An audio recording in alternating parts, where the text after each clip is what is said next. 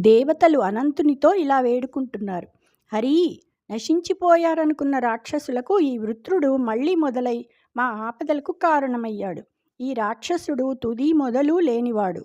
నీవు అంతానికి కూడా అంతానివి అయిన అనంతుడవు కాబట్టి ఈ రాక్షసునికి అంతం కలిగించు. నీ వైపు చూడని వారికి వెదికి చూచినా ఏ దిక్కు లేదు. పద్మనాభ, ఇహపరలోకాలలో సంతోషంగా ఉండాలనుకునే వారికి నీ దిక్కే రక్షణ కదా.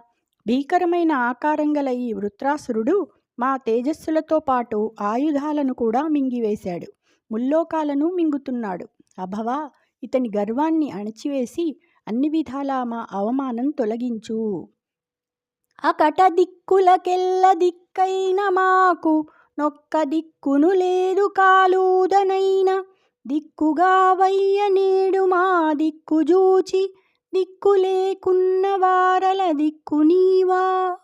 మేము దిక్కులకు దిక్కు అయిన దిక్పాలురం. అయినా మాకు కాలు పెట్టడానికి కూడా ఒక్క దిక్కు లేదు. మా వైపు చూడు, మాకు దిక్కై రక్షించు.